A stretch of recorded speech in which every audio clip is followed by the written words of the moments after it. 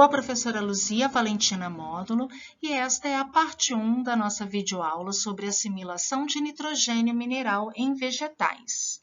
Saliento que este material didático está sujeito à advertência legal publicada pela Universidade Federal de Minas Gerais, a UFMG, em 31 de julho de 2020.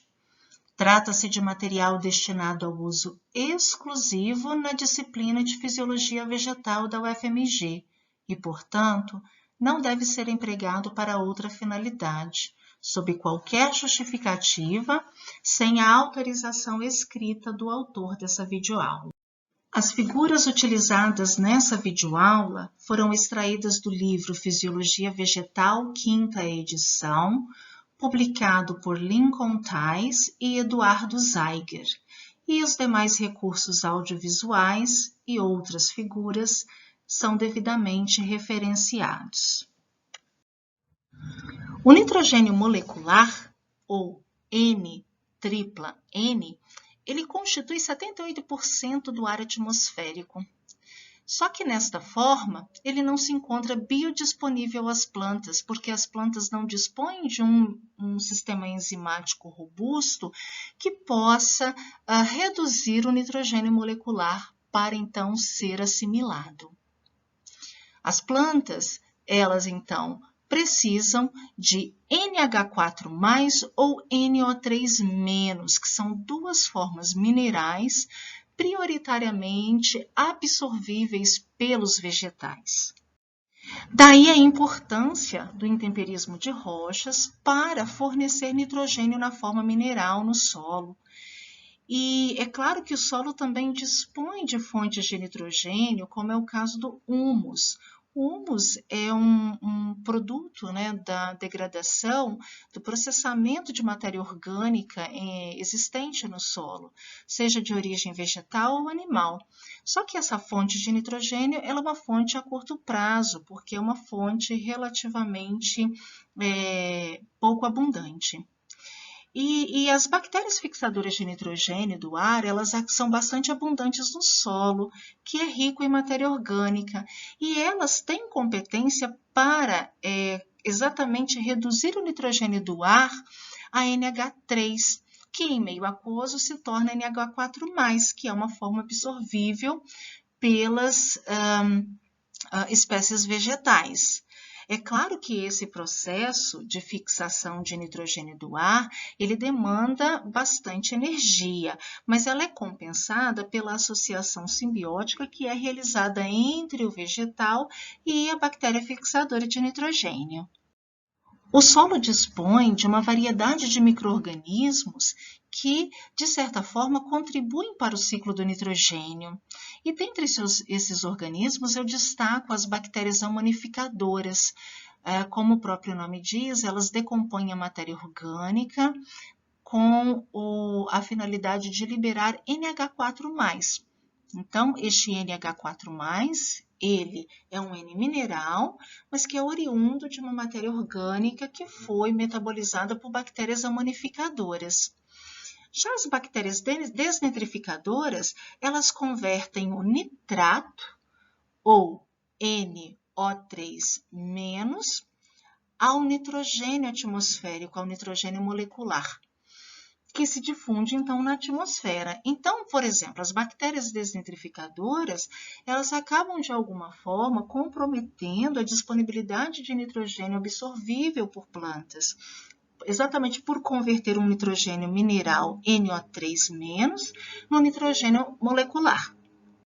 Enquanto que as bactérias nitrificadoras oxidam o NH4+ a NO3-. Lembrando que as raízes de plantas, elas têm competência tanto para absorver NH4+ quanto NO3-. Então, no âmbito da contribuição destes micro-organismos presentes no solo, é possível estimarmos as diferentes formas de absorção de nitrogênio mineral pelo sistema radicular. Então, nós temos uma imagem em tela que demonstra, apresenta um sistema radicular de uma planta genérica, salientando raízes secundárias em amplificação e mostrando que esta raiz ela pode absorver o nitrogênio tanto na forma de NH4+, como de NO3-. E tudo vai depender de qual o micro-organismo que vai atuar neste sistema. Por exemplo, existem aquelas bactérias fixadoras de nitrogênio que têm a competência de captar o nitrogênio do ar que se difunde, né, na matriz do solo, convertendo este N2 em NH3, que na solução do solo por conter água é convertido a NH4+. Esse NH4+, pode, né, se ele se encontrar na região da rizosfera, ele já pode ser diretamente absorvido pelo sistema radicular, pelo processo de troca catiônica que já conhecemos das aulas anteriores, né? Ou então, se ele estiver mais distante do sistema radicular, ele pode sofrer a ação de bactérias nitrificantes, sendo então oxidado a NO3-, que também é uma espécie que pode ser absorvida pelo sistema radicular, né? E neste caso, não tem nenhuma relação com o processo de troca catiônica, mas sim pelo uso direto de um transportador específico de membrana, assim como também tem o transportador específico de membrana para NH4+.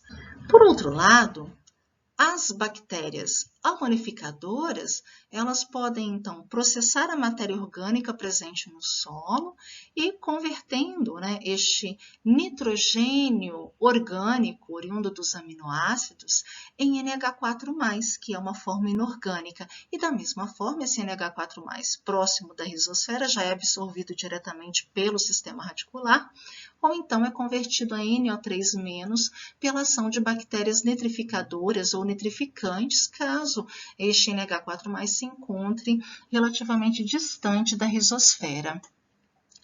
Agora, havendo a disponibilidade de NO3- no solo, ele pode também sofrer a ação das bactérias desnitrificantes, que vai incorrer na produção de nitrogênio molecular, que por ser um gás, ele se difunde para a atmosfera. Então, ocorreria relativamente uma perda, né, de nitrogênio disponível para os vegetais de uma forma geral. Dois conceitos precisam ficar muito claros antes de abordarmos o processo de assimilação de nitrogênio em células vegetais. São os conceitos de absorção e assimilação. A absorção pressupõe-se a captação do nutriente, no caso do nitrogênio, a partir do solo pelas células das raízes, por exemplo. Então, a gente diz que a célula da raiz, ela absorveu o nitrogênio quando este nitrogênio foi captado a partir da solução do solo.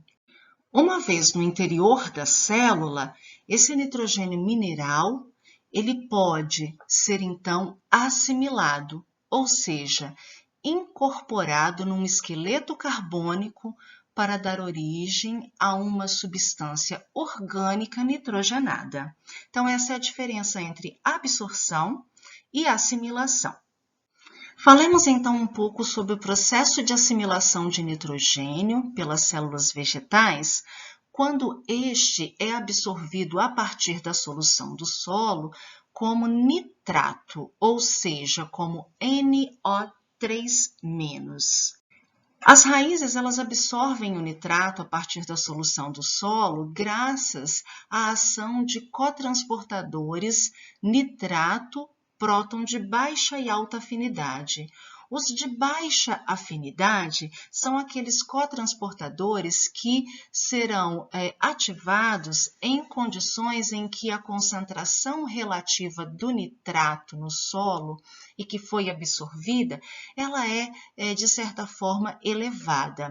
Por isso que se diz que eles são de baixa afinidade, enquanto que os cotransportadores de alta afinidade, há uma baixa disponibilidade de NO3-, eles já são ativados e promovem o transporte para o interior da célula vegetal. Então, primeiro, ocorre o processo de absorção. E a grande, né, maioria deste nitrato absorvido é efetivamente assimilado, ou seja, é efetivamente incorporado em esqueletos carbônicos que darão origem a compostos orgânicos nitrogenados.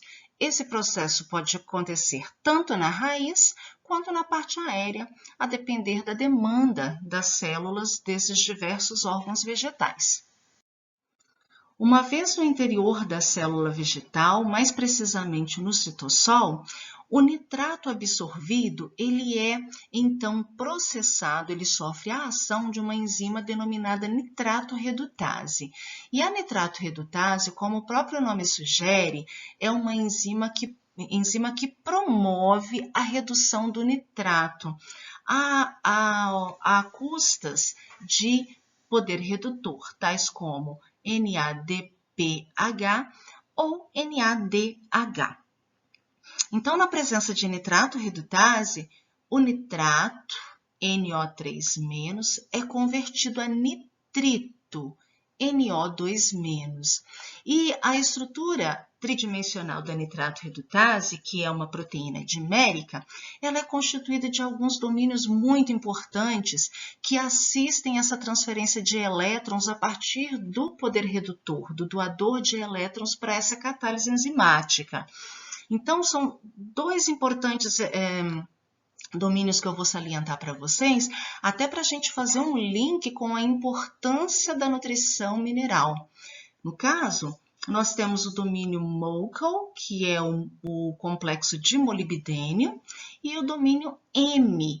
O complexo de molibdênio, ele requer molibdênio como metal para assistir à captação desses elétrons que são oriundos ou do NADH ou do NADPH. Assim como o grupo M, que é constituinte de ferro. Ferro coordenado com átomos de nitrogênio de anéis porfirínicos, além também do domínio FAD. Então, os elétrons oriundos do poder redutor, né, seja ele NADPH ou NADH, eles são direcionados para o domínio FAD, que então se torna reduzido. Quando o FAD transfere esse elétron para o grupo M, o ferro do grupo M passa a se tornar reduzido. E quando esse M transfere para o domínio MOCL, o molibdênio passa a ficar reduzido. E, finalmente, esse molibdênio reduzido entrega o elétron para o nitrato, convertendo-o a NO2-, a nitrito. Tudo isso acontecendo ainda no citossol. O nitrito, ou NO2-, é altamente reativo e tóxico à célula vegetal. Então, ele precisa ser transportado do citossol, onde foi produzido, para o cloroplasto. Isso se o processo estiver acontecendo no âmbito das folhas, ou então para os plastídeos, se o processo estiver acontecendo nas raízes. Então, são nessas organelas, ou seja, no cloroplasto ou nos plastídeos, é que o nitrito é reduzido via atividade da nitrito redutase. Então, a nitrito redutase, como o próprio nome também sugere, é uma enzima que promove, que catalisa a redução do nitrito a NH4+. E o poder redutor, ele vem exatamente de ferredoxina reduzida. A ferredoxina que nós já conhecemos da etapa fotoquímica da fotossíntese. Então, neste processo, né, a nitrito redutase também dispõe de um centro constituído por ferro, e este ferro é o que vai captar esse elétron a partir da ferredoxina. E com isso, a nitrito redutase promove a redução do nitrito a NH4+. Então, o produto oriundo das atividades nitrato redutase e nitrito redutase é o NH4+. Então, o NH4+, recém-sintetizado, a partir das atividades nitrato redutase e nitrito redutase, é então conduzido para a assimilação efetiva do nitrogênio, ou seja, para a incorporação deste nitrogênio em um esqueleto carbônico. E esse processo se dá graças à ação de duas enzimas, a glutamina sintetase, ou GS, e a glutamato sintase, ou GOLGAT, ou também conhecida como glutamina 2-oxoglutarato aminotransferase. Então, aquele NH4+, produzido, seja no plastídio, caso tenha ocorrido o processo na raiz, ou então nos cloroplastos, caso tenha acontecido nas folhas, ele é, então, incorporado no esqueleto carbônico do aminoácido glutamato, graças à ação da glutamina sintetase, num processo que demanda hidrólise de ATP. Então, esse nitrogênio mineral agora passa a se tornar um nitrogênio orgânico, pois fora incorporado no grupo carboxila da cadeia lateral do glutamato, formando glutamina.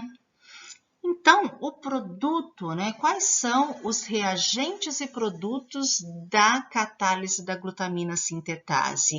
São nada mais, nada menos do que amônia e glutamato são os reagentes e a glutamina é o produto. A glutamina formada é, então, utilizada pela glutamato sintase para produzir 2 mols de glutamato, num processo cuja catálise envolve a transaminação do 2-oxoglutarato, também conhecido como alfa-cetoglutarato. O alfa-cetoglutarato nós já conhecemos das aulas de bioquímica, lá do processo do ciclo de Krebs, ou ciclo do ácido cítrico, é um dos intermediários. Então, quais são os substratos, Os reagentes da glutamato sintase? São a glutamina recém-formada mais o alfa-cetoglutarato ou 2-oxoglutarato. Então, essa reação de transaminação, transferência do nitrogênio da glutamina para o 2-oxoglutarato, gerando, então, 2 mols de glutamato. E é um processo também que requer poder redutor, seja como ferredoxina ou como NADH. A glutamina sintetase, ela tem um papel muito importante nas folhas, que é, além de promover essa assimilação do nitrogênio que foi captado pelo sistema radicular, ela também auxilia na reassimilação de nitrogênio que foi liberado lá no ciclo C2. Lembrando que o ciclo C2 é quando a atividade oxigenase da rubisco se encontra acentuada. Então, por consequência, ocorre a formação de 2-fosfoglicolato. Esse 2-fosfoglicolato sofre uma transformação química, cujo produto é direcionado para os peroxissomos, sofre mais transformação química, o produto é direcionado para a mitocôndria, e na mitocôndria, ao sofrer essa transformação à serina, ocorre então a liberação de nitrogênio como NH4+.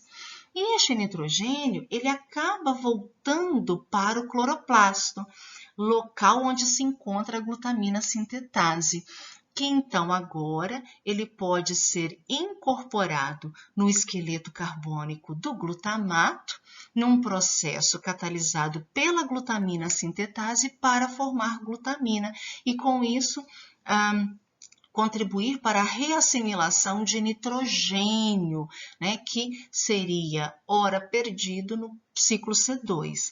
Então, com isso a gente percebe uma ligação muito próxima do metabolismo do carbono, que é a produção de carboidratos, com o metabolismo do nitrogênio, que neste caso é a produção de aminoácidos. Então, aquele glutamato que foi sintetizado a partir da ação da GOLGAT, ou da glutamato sintase, ele é direcionado para a síntese do aminoácido aspartato, e este aspartato dará origem a todos os demais aminoácidos. Esse processo também envolve uma reação de transaminação.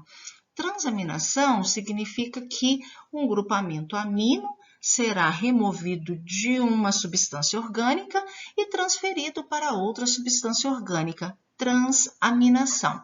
Esse é um processo assistido por ação da aspartato aminotransferase, que requer como cofator o piridoxal-fosfato. Então, na presença de oxalocetato, também um intermediário do ciclo de Krebs, o glutamato transfere então o seu grupamento amino para o oxalocetato, gerando então o alfa-cetoglutarato ou 2-oxoglutarato e um molde aspartato. Este aspartato, então, é conduzido para a biossíntese de todos os demais aminoácidos e, consequentemente, também a biossíntese de ácidos nucleicos. Então, o processo de assimilação de nitrogênio tem como objetivo principal produzir aminoácidos que darão origem a proteínas e também produção de ácidos nucleicos, moléculas nitrogenadas. Recapitulando, nitrato, quando é absorvido pelo sistema radicular da planta, ele pode, por exemplo, ser direcionado para a parte aérea por meio do xilema, graças à ação do xilema, e chegar nas folhas. Então, lá na célula do mesofilo, então ele permeia essa célula do mesofilo graças à ação de cotransportadores, que são assistidos por próton. Então, próton entra na célula juntamente com o nitrato e, com isso, é um processo que incorre em gasto de ATP. Uma vez no interior da célula do mesofilo, lá no citossol, este nitrato sofre a ação da nitrato redutase, que utiliza poder redutor ou de NADH ou de NADPH, a custas de hidrólise de ATP, para formar, então, a molécula mais reduzida, que é o nitrito, ou NO2-. Este nitrito, ele, por ser tóxico e pouco estável naquela condição celular, ele é prontamente direcionado para os cloroplastos, e graças a transportadores específicos, E aí, uma vez no cloroplasto, ele sofre a ação da nitritoredutase, que utiliza poder redutor da ferredoxina para converter o nitrito a NH4+, num processo que demanda uma quantidade relativamente elevada de ATP também. Esse NH4+, ele então é efetivamente incorporado em esqueletos carbônicos, graças à ação inicial da glutamina sintetase, que promove a incorporação deste NH4+, no esqueleto carbônico da glutamato, para formar a glutamina. Essa glutamina serve de substrato para a enzima Golgi, ou glutamato sintase, que transfere o grupamento amino desta glutamina recém-sintetizada para o esqueleto carbônico do alfa-cetoglutarato, gerando assim glutamato. Então, este processo, que envolve a participação tanto de glutamina sintetase quanto Golgi, requer o gasto de ATP, de 3 mols de ATP no total. Esse glutamato, formado lá no interior do cloroplasto, ele é direcionado então para o citossol, onde sofre a ação da aspartato aminotransferase, que transfere o grupamento amino deste glutamato para um esqueleto carbônico, no caso o oxalocetato, e com isso forma-se o aspartato. O aspartato, por meio da ação de de uma outra enzima que não vem ao caso, vai dar origem aos demais aminoácidos e, eventualmente, proteínas e ácidos nucleicos. Então, notem que a assimilação do nitrogênio, quando ele é absorvido como NO3-, incorre em várias etapas com gasto de energia na forma de ATP. Então, este é o processo global de assimilação do nitrogênio quando ele é absorvido na forma inorgânica de nitrato. Ah, mas e como que seria na forma inorgânica de NH4+, né? O processo, na verdade, continuaria a partir da ação da glutamina sintetase GOLGAT, porque o NH4+, já está disponível nessa forma e já é um substrato para a primeira enzima e o produto dessa reação, um substrato para a segunda enzima, no caso a GOLGAT. Logo, os sistemas enzimáticos que atuam no processo de assimilação de nitrogênio quando a absorção se dá na forma de nitrato incluem a nitrato redutase, a nitrito redutase, glutamina sintetase, glutamato sintase ou GOLGAT e aspartato aminotransferase. Enquanto que na assimilação de nitrogênio, quando este é absorvido pelas raízes como NH4+, os sistemas enzimáticos participantes do processo são a glutamina sintetase, a GOLGAT ou glutamato sintase e aspartato aminotransferase. Chegamos ao final de mais uma videoaula. Obrigada pela participação e até a próxima.